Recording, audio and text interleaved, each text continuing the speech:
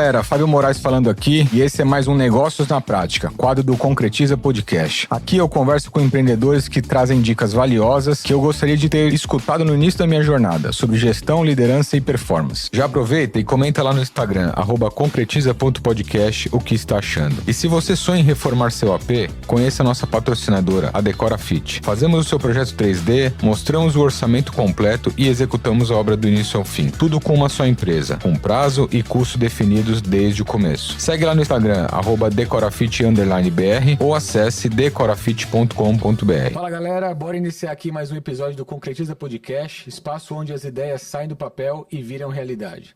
Sou Fábio Moraes, host aqui do podcast. Aqui você aprende na prática como empreender, construir e liderar negócios sólidos. Porque no final das contas, negócio bom é aquele que se concretiza. Hoje eu estou aqui com o Rodrigo Curcio, que é fundador e CEO da Humanas, uma plataforma que une tecnologia com recrutamento e seleção.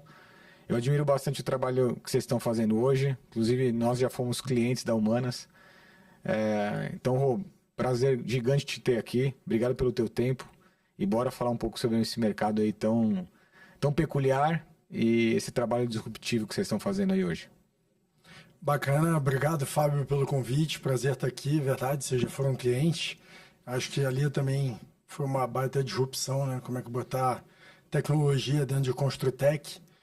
E quando eu olho para o nome, inclusive, do podcast de vocês, eu vejo quantos negócios se encaixam, né, dentro de concretização. A gente, por exemplo, que iniciou como Bootstrap, já passamos por tantas fases. Eu estava respondendo um amigo no LinkedIn essa semana que queria acompanhar negócios que eu estava usando IA e tal. E aí eu fiz um comentário sobre a nossa história, dizendo que tinha mais uma fase vindo por aí. E ele falou, pô, mas ainda mais uma fase e tal, vocês já arrebentaram vocês já arrebentaram aí as grandes dificuldades do mercado e tal, estão navegando em mar azul.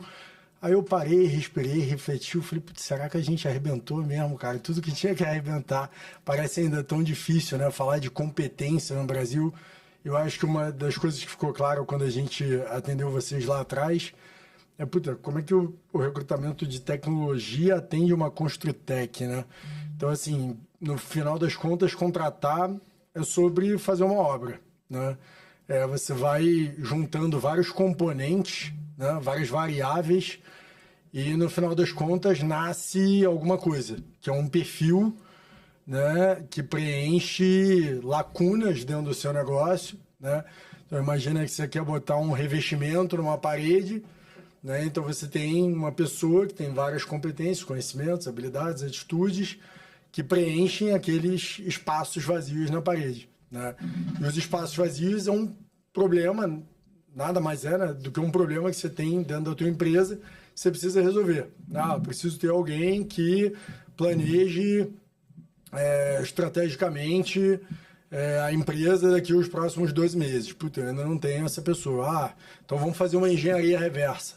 Né? Eu ia te perguntar exatamente, você entrando um pouco no negócio da Humanas, né? Sim. Cara, até para a audiência, né? Para mim, é uma baita disrupção que vocês estão fazendo. Eu nunca tinha visto nenhum negócio parecido. Só o que o mercado mais tradicionalmente conhece é o mercado de headhunters, né? Então você tem ali equipes ou empresas que buscam bons profissionais no mercado e aí conectam as empresas com base na dor, na vaga ali que estão precisando, né?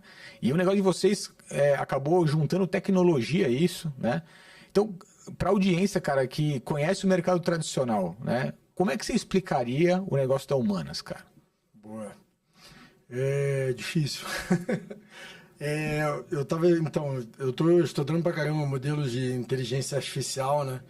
E se eu te falar que a gente é um modelo determinístico que usa probabilística e estatística para chegar em perfis de contratação. Então, há 8 anos atrás eu era incapaz de falar isso para você. Acho que há 4 anos atrás também, e talvez há 2 anos atrás também, né? Mas, enfim, aprofundando... Uma coisa eu tinha certeza lá atrás, quando eu fundei a Humanas, eu tinha certeza que era muito mais fácil você chegar a contratar uma pessoa definindo amostras, ou seja, através de um modelo estatístico, isso, beleza, sempre foi, né? Mas, enfim, quem é Humanas? A gente define competências dentro de negócios, tá? E como? A gente criou uma engenharia de prompt que faz um raio-x dentro do negócio na hora que ele precisa contratar uma pessoa, entendendo problemas de negócio, produto, tecnologia e pessoas. Então, essa é a parte determinística, que são as variáveis que não mudam, tá? Para a sua empresa, para qualquer outra empresa de qualquer outro segmento, dentro ou fora do Brasil. A gente já testou e validou. E aí, beleza. O que muda? São as competências para cada dor de negócio. Então, quando você transforma o seu negócio, tem um grupo de competência. Quando você expande o seu negócio, outro grupo de competência. Quando você reduz o seu negócio para depois transformar, é um outro grupo de competência. Só que a gente não faz a mínima ideia disso no Brasil, a gente nunca estudou, a gente nunca aprendeu isso dentro de casa, na escola, na faculdade, e olha que eu fiz GV. Enfim, nem no trabalho, a gente não aprende no que a gente é bom.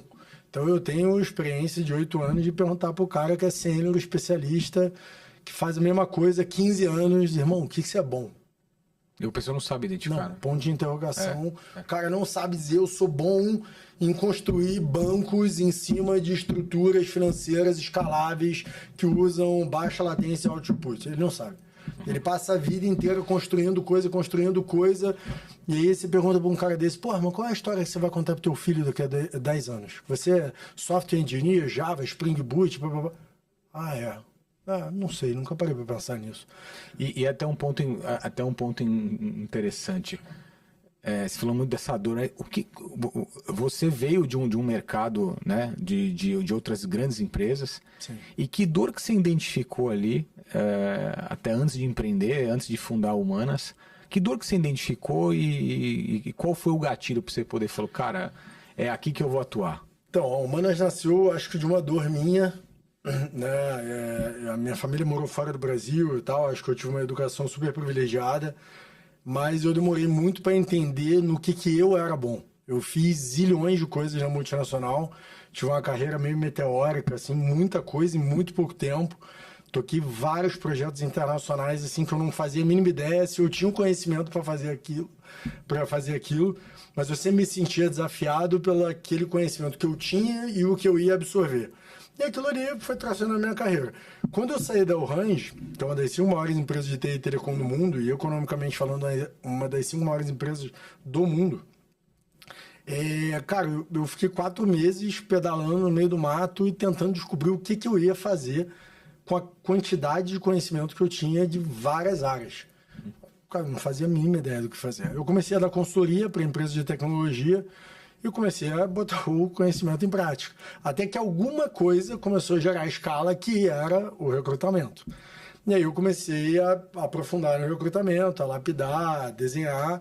E aí peguei conhecimentos que eu tive de DIY, que é uma metodologia análoga a Blueprint da IBM, que é muito famosa no mundo inteiro, para frameworkizar um modelo de recrutamento. Mas o que é essa metodologia? Então, essa metodologia é uma metodologia de processos, porque eu vivi na época da Orange, há 20 anos atrás, a transformação digital de uma das 3 primeiras empresas no mundo. Então, eu comecei a construir os primeiros produtos digitais para RH há 20 anos atrás. Então, qual era o rolê? Eu fui fazer Design Thinking nos Estados Unidos em 2011, e aí eu ia nos colaboradores internos, eu também gerenciava a América Latina, e ia definindo ali, a partir da decisão lá da área de tecnologia global, se aquele país, por exemplo, tinha maturidade para mover adiante com aquele sistema de RH. Então, por exemplo, a gente pegava o contra-cheque, que era entregue na mão de cada um, todo mês, atrasado ou não, e a gente digitalizou aquilo num produto, você apertava um botão, ele escalava o contra-cheque para 465 pessoas. Mas como é que você cria essa jornada? Daqui, manual, para cá.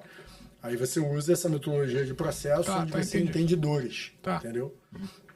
Basicamente foi isso. Enfim, você atuou bastante consultoria, volume ligado a recursos humanos, e até olhando um pouco nesse nicho, o que você entende que as empresas, onde você entende que as empresas mais erram na hora de contratar? Em saber o que elas querem contratar, o que elas precisam contratar. No Brasil, poucas empresas fazem planejamento organizacional. E você diz isso em relação a Perfil de pessoa ou escopo de vaga? Os dois. Quando você não faz o planejamento organizacional da sua empresa, você não sabe, por exemplo, o que a sua cultura precisa, o que a sua organização precisa contratar, porque você não sabe onde você quer chegar. Quando você não sabe onde quer chegar, qualquer coisa serve.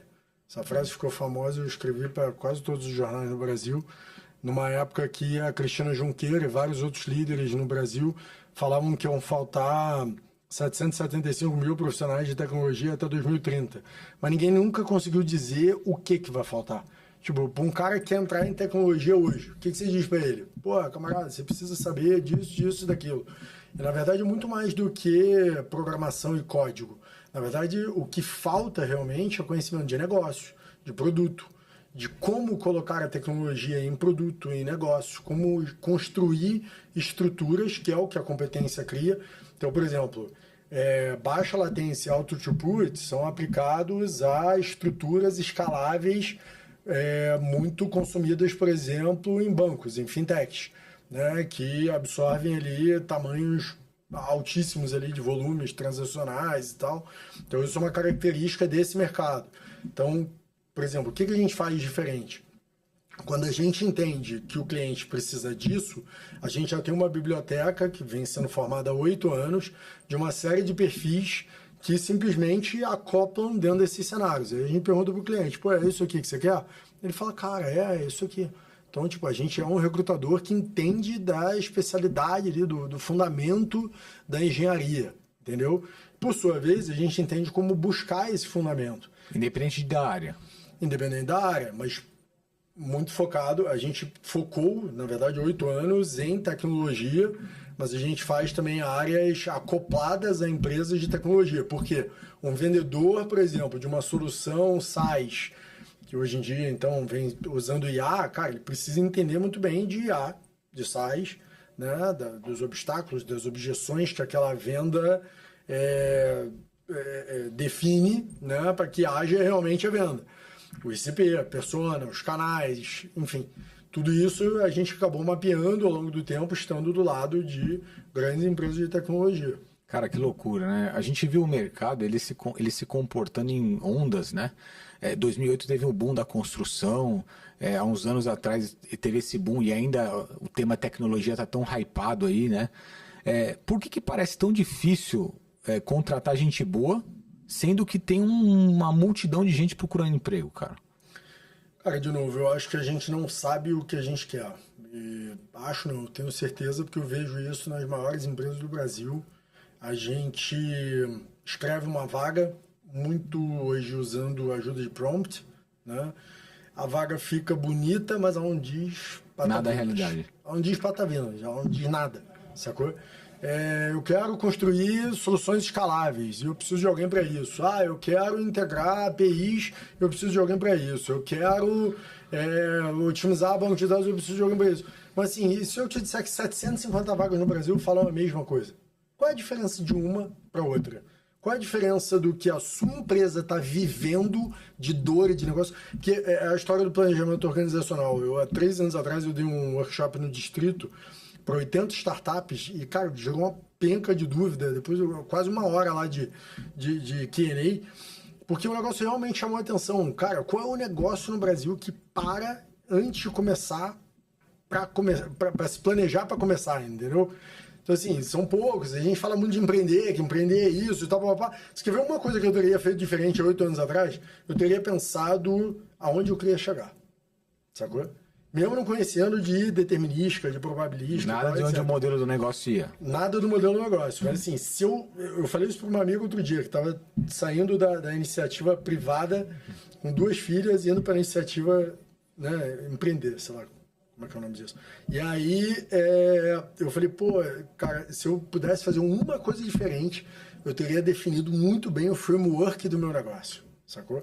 Onde eu quero chegar, como eu chego até lá, as competências que eu preciso desenhar comigo para chegarem até lá, eu fui descobrindo no meio do caminho. Sim. Eu fui ajudando outras empresas a descobrirem. Conforme eu ia ajudando outras empresas a descobrirem, tá bom que no mercado diferente do meu negócio tem uma tecnologia e essa tecnologia atende o resultado que a gente entrega para o nosso cliente.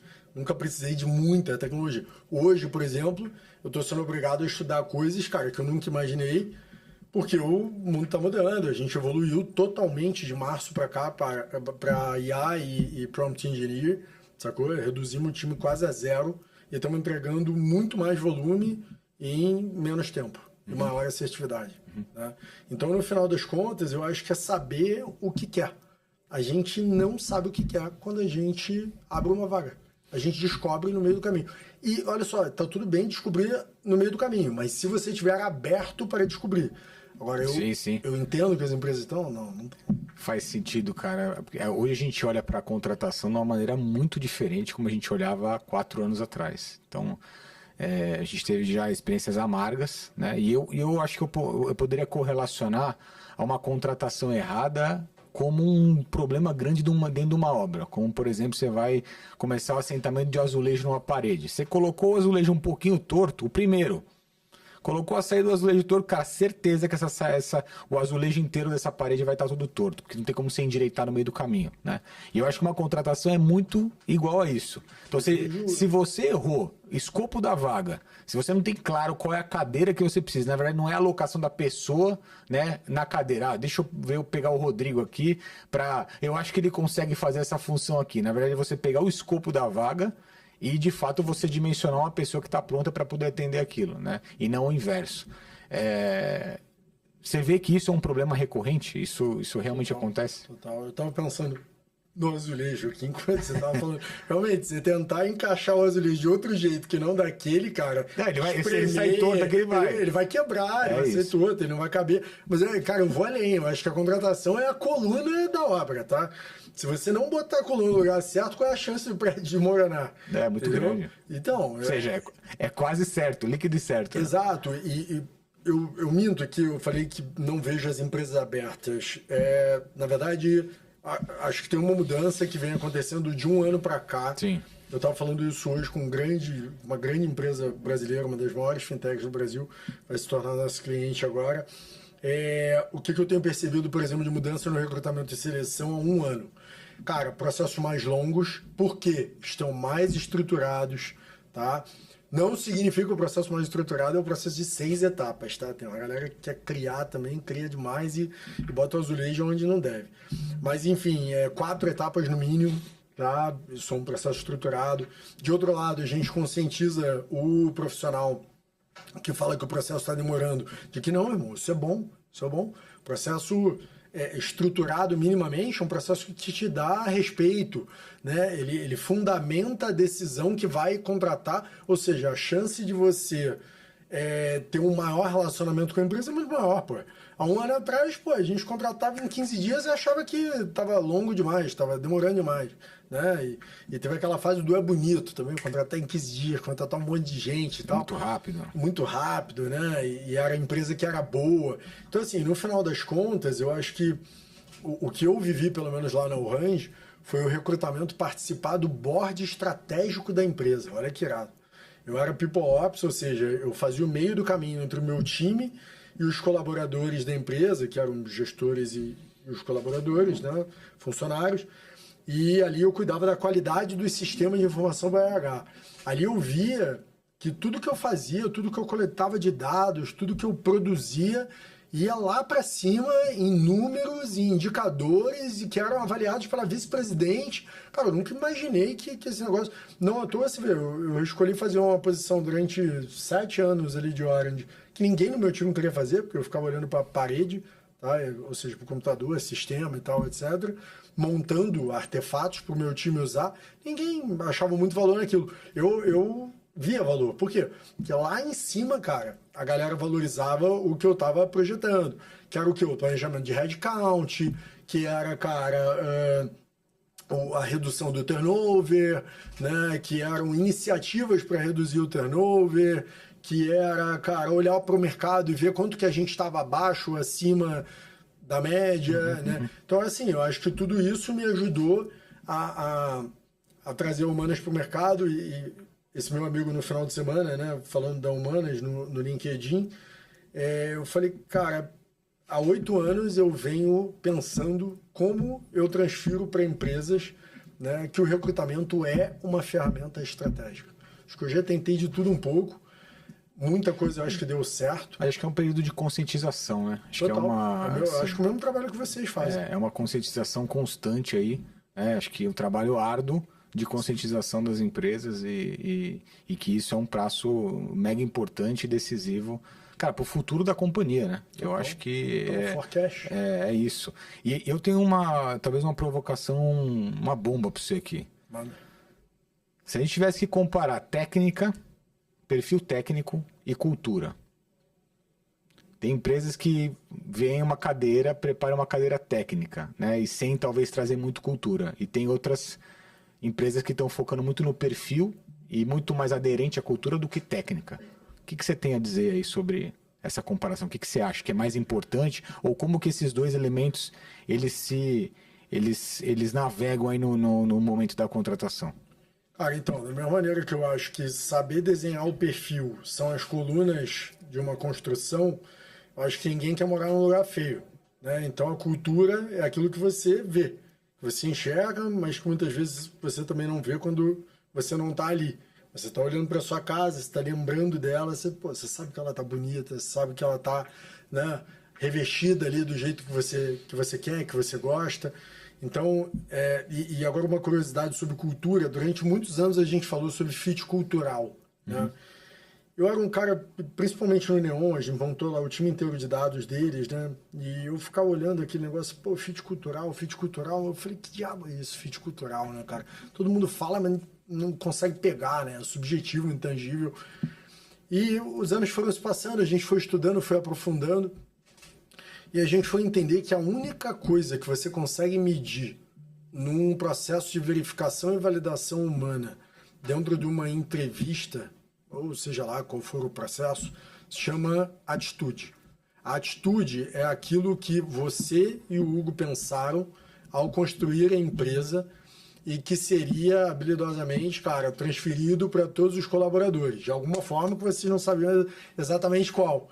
Mas vocês sabiam que aqueles valores, aquelas atitudes, lá na ponta, o cara que conversa com o fornecedor XYZ, o cara, que atende o cliente final, o cara que, enfim, está atendendo dentro da empresa, né, os colaboradores, eles precisavam ter as atitudes que transmitiam a sua forma de olhar e a sua forma de pensar e a do Hugo, certo? Então, e a única forma de você verificar isso é por atitude. É a forma que você atende a pessoa, que você é proativo quando exige um problema, que você toma iniciativa quando quando ninguém sabe o que fazer. Você fala, pô, não, ó, eu tive uma ideia, cara, vamos botar essa ação em prática. Por exemplo, em tecnologia, metodologia ágil. Ah, todo mundo fala que sabe aplicar e sabe o que é, Scrum, Kanban e tal. Ah, mas o que é aplicar metodologia ágil? É a qualidade da sua entrega, é a maneira que você se comunica com o time e, cara, é capaz de transmitir a sua ideia para o time, sacou? Então, assim, a atitude é a única maneira de você construir cultura. Então, o que eu estou querendo dizer aqui é que, no final das contas, o recrutamento é sobre competência.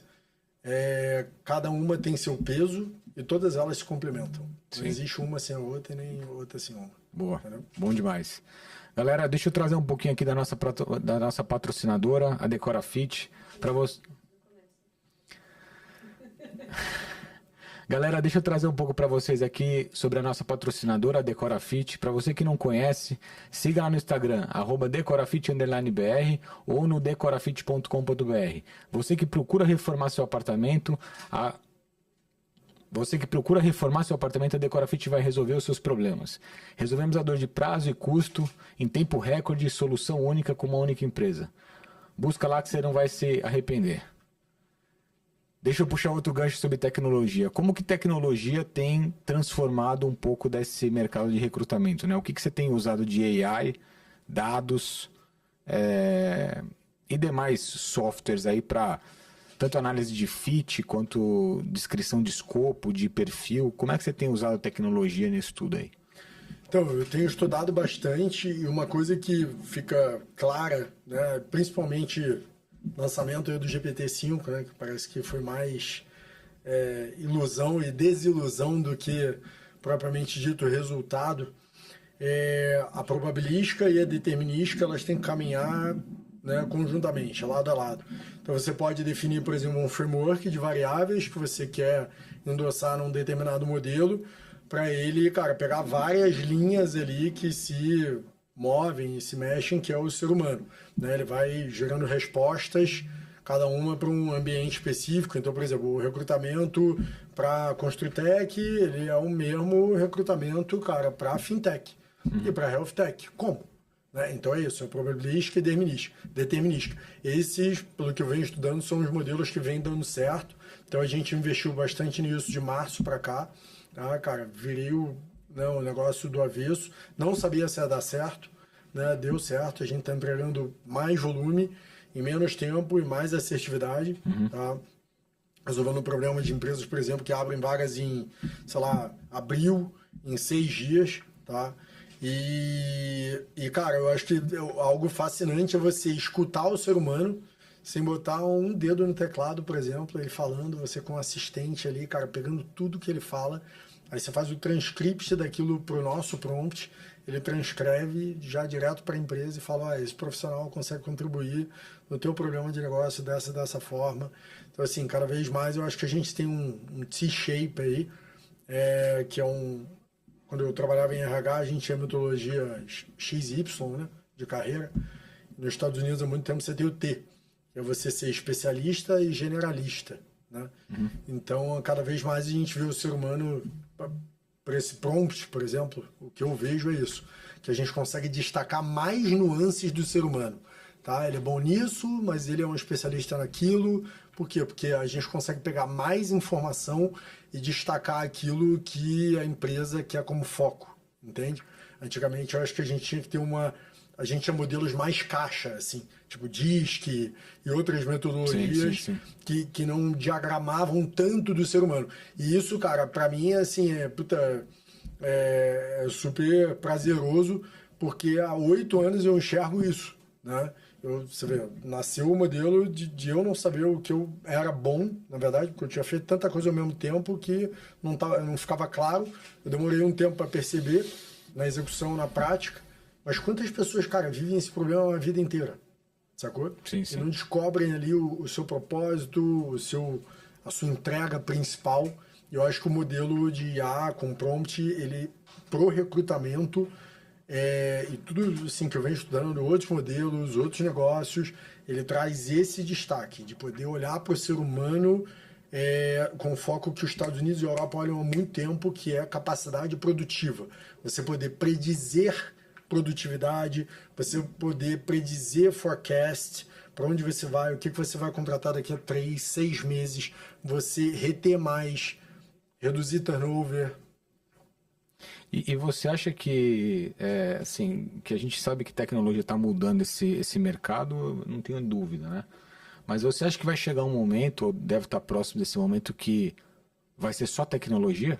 Não. Ou você acha que a análise humana, ainda no final do dia, ali no final da conta, ela vai ser crucial ainda para acabar de fazer o refinamento ali, a parte mais fina desse processo de seleção? Eu nem me lembro mais se eu já tinha te contado, mas a gente está vindo com uma nova visão da Humanas agora. Ela vai continuar existindo, faz o que faz muito bem, mas a gente vai vir com um copiloto de AI para recrutamento que responde exatamente essa pergunta. Cara, não dá para você pegar um mercado gigantesco de recrutador e falar assim, todo mundo agora, que nem 2014, vai para o mercado financeiro. Né? 2014, uma penca de amigo meu ficou desempregado, não sabia o que fazer, saiu do mercado de engenharia, foi para o mercado financeiro. Não dá para fazer isso, cara. Não vai dar para fazer isso com todas as posições do mundo. Né? O que eu acho que, na verdade, a gente vai ter em vários mercados são assistentes ponta a ponta que resolvem realmente um problema, e não aquele monte de assistente que, né, cada um resolve um pedacinho, mas que entendem do problema profundamente, quem constrói, né, para criar, cara, uma camada de infraestrutura para o recrutador fazer o quê? Definir melhor a vaga. Não só o recrutador. Acho que as duas pontas, cara, né? Não só o recrutador, tá? Eu tô num grupo de 500 CTOs, os maiores do Brasil. Os caras concordaram comigo outro dia. Nem sempre eles sabem desenhar a vaga corretamente. Ou seja, transportar o que está na cabeça deles para o papel. Né? Então, isso é um problema global. Que é o escopo. Isso é um problema global. Tá? 625 bilhões de dólares foram gastos nos últimos 10 anos contratando errado por desalinhamento de perfil. Isso é um problema, cara, que a gente conhece de, velho, ninguém resolve, senta em cima todo ano e ele só aumenta. A gente vai gastar 1,5 trilhões de dólares esse ano em recrutamento. Você acha que o mercado não está crescendo? Né? A gente vai continuar precisando de pessoas, as competências só estão mudando. Então, assim, quem vai atuar no meio disso? Cara, uma camada de infra para planejar melhor, para ferramentalizar melhor, né? Que fique entre quem entrevista, quem define, quem procura, quem, cara, avalia, né, para fazer as perguntas certas, por exemplo, ali pro cara de tecnologia. Você já imaginou a pessoa que senta lá no teu recrutamento, no teu RH, ela nunca teve exigência de saber de tecnologia. Não. Surgiu na vida dela. Surgiu. Ela não é obrigada a saber o que é login, tracking, metrics, latência, throughput. Não é. Simplesmente não é. Sacou? Sim. E uma coisa maluca, falando um pouco desse profissional, né? A gente vê uma tendência muito forte de a gente, e até por conta desse movimento com tecnologia, a gente não ter tantos especialistas, a gente caminha mais para uma geração mais generalista, né? Justamente porque AI ou tecnologia no geral tem apoiado muito, né, os profissionais a se desenvolver e a poder ser um pouco mais camaleão, né, nas funções, dado que as empresas tendem a mudar rápido os processos, você precisa se adaptar naquilo, então os especialistas que só sabem fazer aquilo, né, às vezes acabam ficando sem mercado muito rápido e precisam se adaptar às novas tendências, novos mercados. O que você acha que é o profissional do futuro hoje? Olhando para próximos 5 anos, né? Qual as competências e o que é o profissional do futuro aí? Então, acho que quando eu fundei a Humanas eu estudei demais, né? Algumas coisas, né? E naquela época, por exemplo, eu já conhecia o que era essa carreira em T. Só que, cara, isso era totalmente conhecido no Brasil. Você falou um pouquinho aí. A gente vai ver cada vez mais isso. E, cara, tem uma penca de estudo já sobre isso. Para você, pensa que é o seguinte, para você escrever o prompt, você precisa entender contextualmente muito daquilo que você está perguntando. Senão, cara, o prompt é o comando que seja para um input. Que seja para uma AI, que seja para qualquer coisa. Vamos simplificar ainda mais. Imagina que você está numa conversa e quer perguntar alguma coisa para alguém. Eu vou te perguntar alguma coisa que eu não faço a mínima ideia da resposta que eu quero ter. Eu não sei de onde é que isso vem exatamente, cara, mas eu sempre desenhei conversas e relações na minha vida, onde eu entrava numa conversa, eu sabia exatamente o que eu queria de input do outro lado. Não sabia, output, desculpa. Não sabia exatamente o que o cara ia me responder, tá? Mas eu falava, cara, eu quero que esse cara me responda sobre isso aqui. Então eu fazia uma pergunta para ele contextual e determinística, tá? De tipo, cara, você consegue me responder nessa linha aqui? Boa. Então é isso que falta. E para isso a gente vai poder continuar tendo uma série de generalismos, continuar tendo ajuda dos assistentes para buscar uma série de outras informações e desenhar melhor e lapidar melhor o contexto que a gente quer perguntar. Mas quem continua mandando vai ser a gente. Então a gente, na minha opinião, e vários estudos apontam isso, a gente vai precisar buscar alguma especialidade, cara. Senão o assistente vai querer mandar na gente e a gente vai aceitar, como já está acontecendo também, tá? Eu acho que tem uma geração nova que está mais preguiçosa, tá? E até mesmo alguns da nossa geração estão mais preguiçosos, fazem qualquer pergunta, esperam a resposta, se satisfazem com aquela resposta, ainda passam no grupo de WhatsApp para frente, né? Que é o mais perigoso. Que loucura, cara, que loucura. Então você não acha que vai eliminar os especialistas, mas os generalistas tendem a ter e obviamente com a dose certa de você poder ter conhecimento para fazer um bom questionamento, seja para tecnologia, para AI, um bom input, eu acho que essa é a tendência que talvez o novo profissional do mercado tenha que seguir, certo? O especialista vai precisar se reinventar e buscar um pouco de generalismo. E o generalista vai precisar se reinventar e buscar uma especialidade para ele desenhar ali o raciocínio dele, o foco dele sobre o que ele quer como resposta. Senão, cara, ele vai ficar escutando o agente, o assistente e não vai conseguir fazer nada daquilo. É a história que eu te falo. Você pergunta pro cara que faz todo dia há 15 anos o que ele faz, o que ele constrói, ele não sabe. Então, assim, que especialidade que ele tem? Sim, Ele é um generalista? Não, na verdade, ele é especialista em algumas coisas, mas ele não consegue definir o output. E a gente vai precisar ter cada vez mais claro o output, porque a gente vai contextualizar com um assistente. Então, a gente vai ter ajudas para pensar, para ser mais rápido, né, para definir melhor onde chegar, mas se a gente não definir aonde chegar, e você sabe de uma característica, Brasil versus Europa, por exemplo, Estados Unidos. Historicamente, até por causa do nosso modelo, cara, patriarcal e, enfim, trabalhista, de escutar o empregador, mas isso vem lá da história mesmo, né? A gente foi colonizado, né? Então a gente está acostumado a escutar sempre um de cima mandando, né? Lá fora, nos Estados Unidos e Europa, você já define desde muito cedo, com os pais dentro de casa, a faculdade que você vai fazer, para onde você vai. Então lá fora a gente, em mentalidade, tá? Mindset, você já é construído a entender quem você é, o que você faz bem e para onde você quer ir. Então, a capacidade, né, do ser humano de definir caminhos é muito mais rápida, muito mais assertiva. Aqui não, a gente fica uma vida inteira clareza, né? Tentando descobrir o que a gente quer. E no mar, lá no marasmo, a galera vai... Trabalhando, plantador de batata, trabalhando, com todo respeito a eles, mas trabalhando, mas aonde a gente quer chegar? Puta, não se faz ideia. É simples, mas, cara, mas não é fácil, né? Que loucura. Uma das coisas mais difíceis que a gente vê hoje nas empresas, né? E a gente como empreendedor, empresário, é falar não para cliente, né? Então eu vou te fazer uma pergunta provocativa aqui. Você está trabalhando arduamente para conscientizar esse mercado do tamanho da importância que é a gente ter um bom escopo para definir uma vaga. Obviamente, que nem você disse, você precisa saber onde quer ir, né? Definir minimamente uma matriz organizacional ali para ter uma clareza de cadeiras ali. Aí, obviamente, precisa definir bons escopos, né? E, obviamente, você conseguir com isso trazer bons profissionais através desse perfil, né? Claro, da vaga.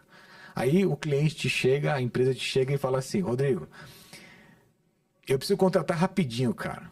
Preciso contratar para ontem aqui. Você não consegue me atender com isso aqui? 5, 10 dias aqui, colocar 2, 3, 5 vagas para dentro, cara? E aí falou: pô, você é uma empresa tecnológica, cara, né? Você já recebeu esse tipo de demanda, né? Como é que você trata esse tipo de cliente? Você tem falado não? Você tem derrubado o cliente? Como que você tem tratado isso internamente? Tomara que eles escutem isso, porque eles vão confirmar. Cara, a gente atende contanto que siga a nossa determinística, nosso framework. Boa. Se seguir o nosso framework, a gente consegue atender em até 15 dias, assim como vocês. Senão a gente se automulta, né? Eu peguei isso de você, em 10%, tá? Enfim, isso nasceu de uma situação lá com um cliente que ele aplicou lá uma cláusula contratual. Eu falei: quer saber, eu vou deixar isso aqui, que eu tenho um amigo que faz e dá certo. No final das contas, é só entregar bem que tudo dá certo. E cara, assim vencendo, a gente, enfim, entrega em 15 dias corridos. Mas de verdade, isso foi uma provocação que o nosso advisor fez nesse novo modelo. Eu estou montando essa nova empresa, né, que é a Human AI, para ser o copiloto. E a gente pensou em vender os módulos separados: Job Definition, Sourcing, Recruiting, Coding. Aí ele virou para mim e falou assim: cara, deixa eu te falar uma coisa. De agentes. De agentes, isso. Tá.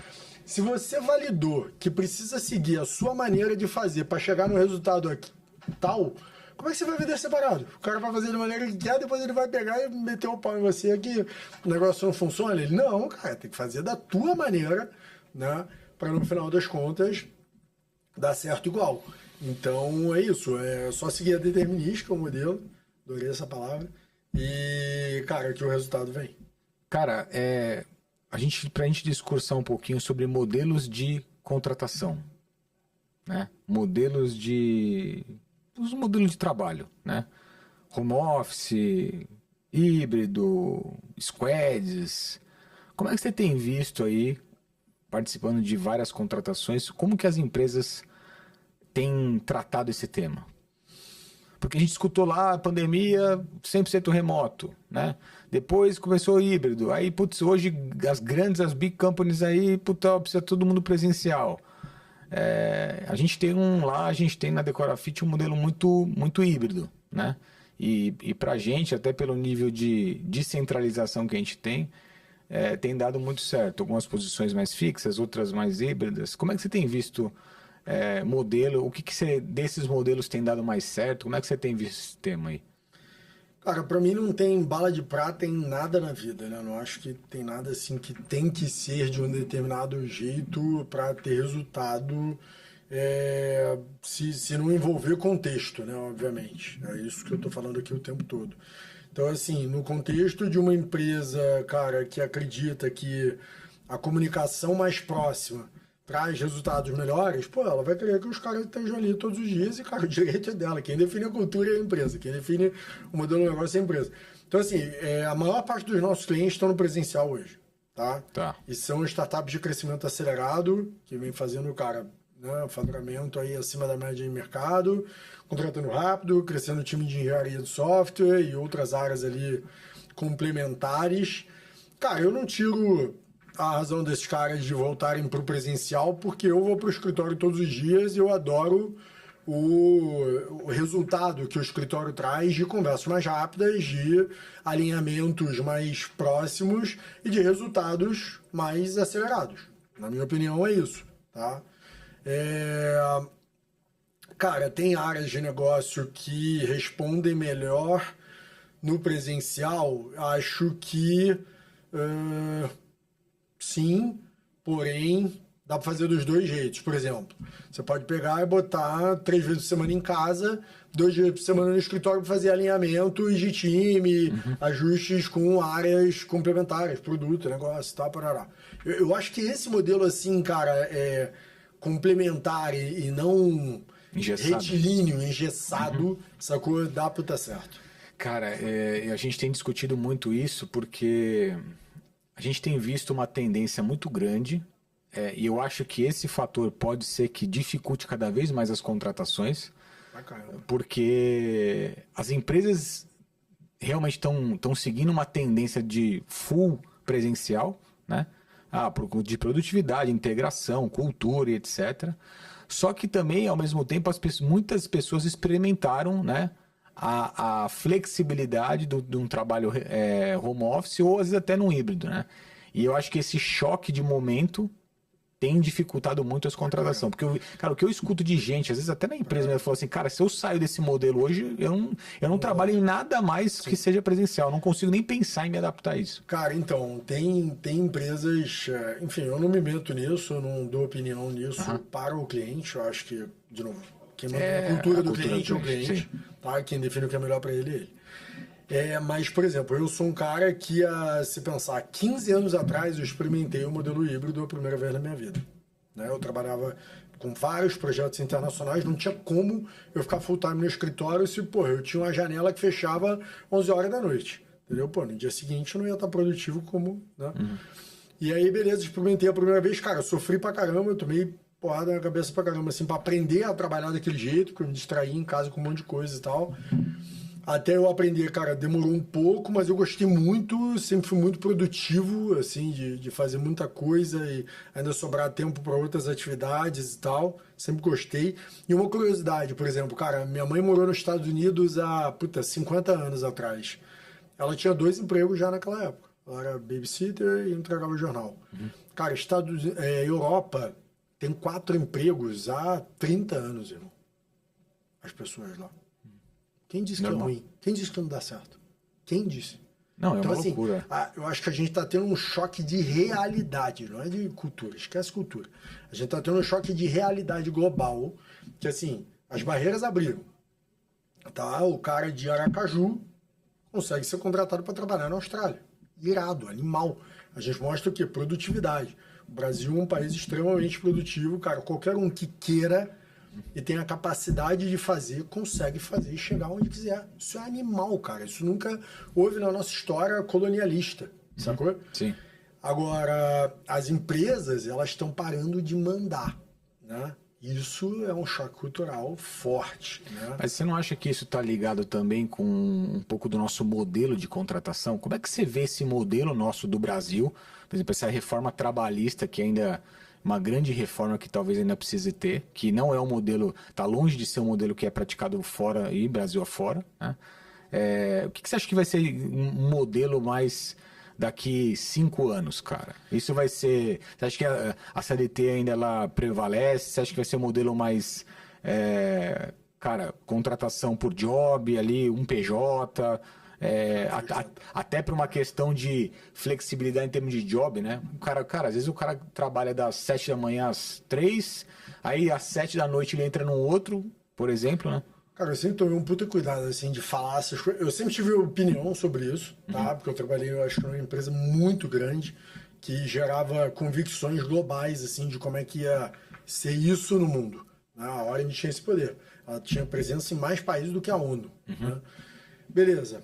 Então, mas eu vivi uma outra realidade, uma realidade global, que não tem como encaixar no Brasilzão. Né? Eu fui um cara puta privilegiado, não tem como encaixar, cara, todos os privilégios que eu tive ali de educação para todo mundo. Né? Mas eu sempre achei que, cara, quem quer faz, quem quer busca, quem quer consegue. Né? Eu tive vários outros detrimentos ali na minha vida que me mostraram isso. Beleza. O que eu tô querendo dizer com isso? Eu acho que, cara, a gente entra numa fase onde a empresa e o colaborador dividem 50-50 a decisão de eu quero. É isso que eu tô querendo dizer. E, cara, isso é impactante pra caramba. Isso é um choque... Não, no Brasil é virado do avesso. Porque o empregador sempre mandou. E o empregado sempre abaixou a orelha e ficou quieto com medo. Medo, refém. O colonialismo, né, estrutura patriarcal e tal, beleza. Então, assim, o que eu vejo real, verdade mesmo, é isso. Tá? A gente... E, cara, todas as variáveis já indicam isso. Por exemplo, Employer Branding.